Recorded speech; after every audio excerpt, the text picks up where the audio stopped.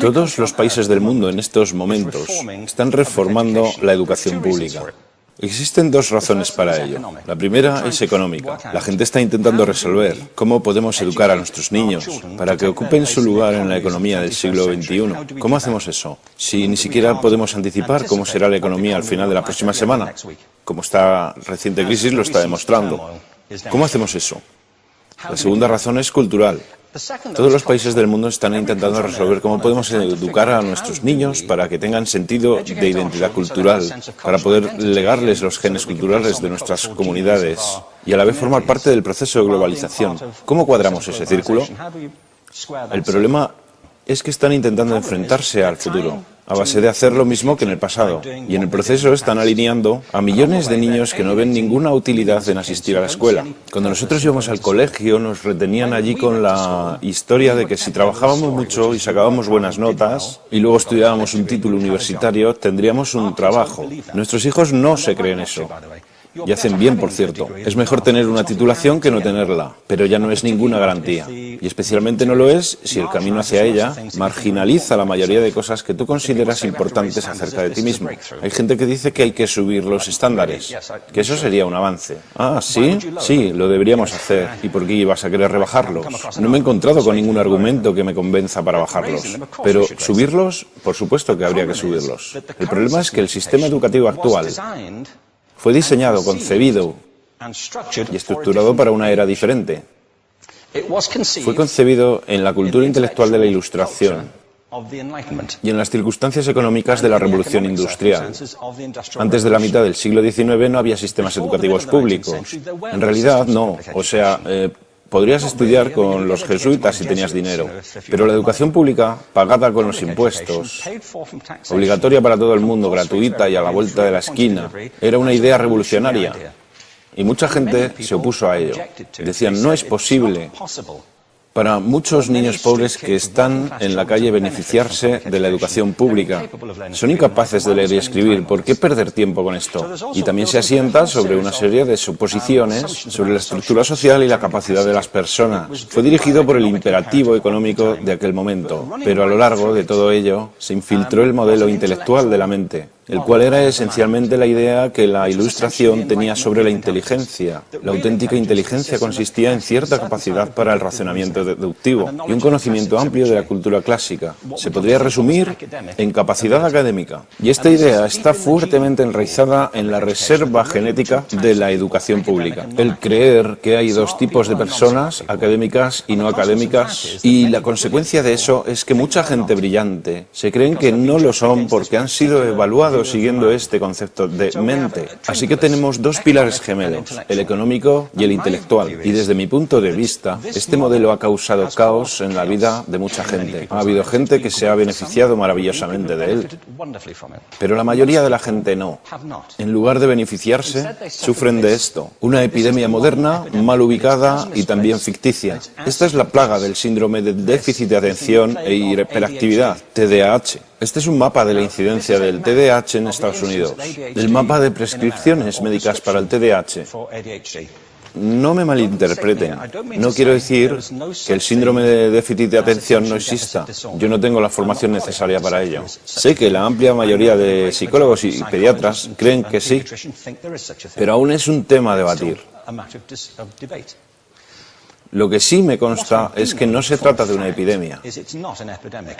Estos niños están siendo medicados tan rutinariamente como a mi generación nos quitaban las amígdalas, por los mismos motivos caprichosos y por la misma razón, la moda de la medicina. Nuestros hijos están viviendo en el periodo más intensamente estimulante de la historia de la Tierra. Están siendo acosados con información y les están reclamando su atención desde todos los medios. Los ordenadores, los iPhone, las vallas publicitarias y cientos de canales de televisión. Y nosotros les penalizamos por distraerse. ¿Distraerse de qué? Cosas que son un aburrimiento, en la escuela sobre todo. Me parece a mí que no es totalmente una incidencia el hecho de que la incidencia del TDAH haya crecido paralela al incremento de los test estandarizados. A estos niños se les está dando cosas como Ritalin, Adderall, a menudo medicación bastante peligrosa, solo para hacer que se concentren y se calmen. Pero según esto, el déficit de atención aumenta al ir al este de este país. La gente empieza a perder el interés en Oklahoma.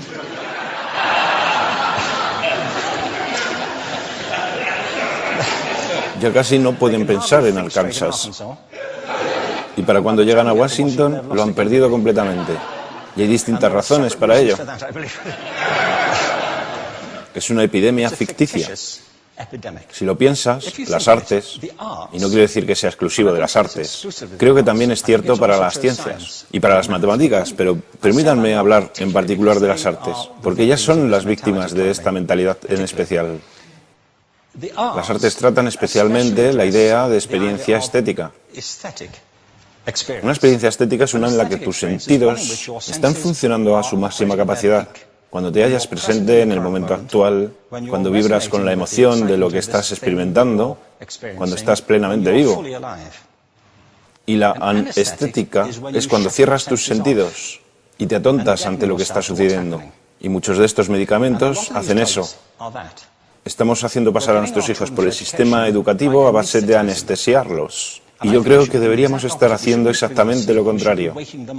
No deberíamos adormilarlos, sino despertarlos para que vean lo que sucede en su interior. Pero el modelo que tenemos es este. Yo creo que tenemos un sistema educativo modelado del interés de la industria a su imagen y semejanza. Les daré un par de ejemplos. Las escuelas aún están organizadas como si fueran fábricas. Tienen timbres que suenan, instalaciones separadas, están especializadas por asignaturas. Aún educamos a los niños por lotes. Les hacemos pasar por el sistema según su grupo de edad. ¿Por qué hacemos eso? ¿Por qué suponemos que lo más importante que los niños tienen en común es su edad? Parece como si lo más importante de ellos fuese su fecha de fabricación, ¿no? Bueno, yo conozco niños que son mucho mejores que otros niños de su edad en distintas disciplinas, o en diferentes momentos del día, o que son mejores en grupos pequeños o en grupos grandes, o que simplemente trabajan mejor solos. Si te interesa el modelo de aprendizaje, no puedes empezar con esta mentalidad de cadena de montaje. Se trata esencialmente de una conformidad. Cuando ves el incremento de los exámenes estandarizados y de los currículos estandarizados, todo se basa en la estandarización. Yo creo que tenemos que ir justamente en la dirección opuesta. Esto es lo que quiero decir cuando hablo de cambiar el paradigma. Hay un estudio estupendo que se ha hecho recientemente acerca del pensamiento divergente. El pensamiento divergente no es lo mismo que la creatividad. Yo defino la creatividad como el proceso de tener ideas originales que tengan valor. Pensamiento divergente no es sinónimo de creatividad, pero es un componente esencial de la misma. Es la capacidad de ver montones de respuestas posibles a una cuestión. Montones de maneras diferentes de interpretar una cuestión. Pensar lateralmente, como lo llamó Edward de Bono. No pensar solamente de manera lineal o convergente. Ser capaz de ver múltiples respuestas y no solo una. Así que yo diseñé un test para esto y voy a inventarme un ejemplo. A la gente se le puede preguntar cuántos usos se le ocurren para un clip. A la mayoría se les ocurren unos 10 o 15. A la gente que se le da bien, se le pueden ocurrir 200. Y lo hacen porque preguntan, ¿el clip podría estar hecho de goma y medir 60 metros? ¿Tiene que ser un clip tal como lo conocemos? Bueno, pues diseñé el test y lo probé con 1.500 personas. En un libro titulado Más allá del punto de ruptura, y en el protocolo del test, si superabas una puntuación determinada, se te consideraba un genio del pensamiento divergente. Así que quiero preguntarles, ¿qué porcentaje de la gente que hizo el test puntuó como genio en pensamiento divergente? Y debo decir una cosa más acerca de ellos. Eran niños de jardín de infancia. Así que, ¿qué opináis? ¿Qué porcentaje de genios?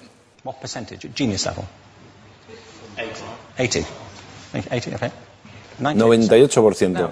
Bueno, la cuestión es que era un estudio longitudinal, así que los mismos niños volvieron a hacer el test 5 años después, en edades entre 8 y 10 años. ¿Qué pensáis? ¿50%? Volvieron a hacerles el test otra vez, 5 años más tarde, cuando tenían entre 13 y 15 años de edad. Y se observa una tendencia, ¿no? Bueno, esto nos indica algo interesante, porque se supone que tendría que ser al revés, ¿no? Empiezas no siendo muy bueno, pero mejoras a medida que te haces mayor. Pero esto demuestra dos cosas. Una es que todos nosotros tenemos esta capacidad.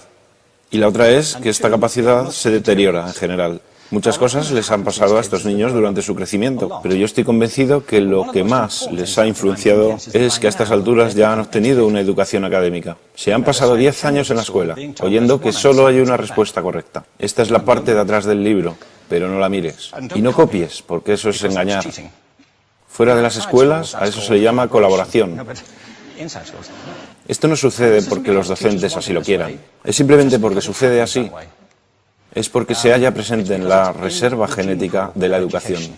Tenemos que pensar de forma diferente acerca de la capacidad humana. Tenemos que superar esta vieja idea acerca de lo académico y lo no académico, lo abstracto, lo teórico, lo vocacional, y empezar a verlo como lo que es, un mito. En segundo lugar, tengo que reconocer que la mayor parte de las veces el buen aprendizaje se da en grupos y que la colaboración es lo que alimenta el crecimiento. Si atomizamos a las personas, las separamos y los juzgamos por separado, formamos una especie de desconexión entre ellos y su ambiente de aprendizaje natural.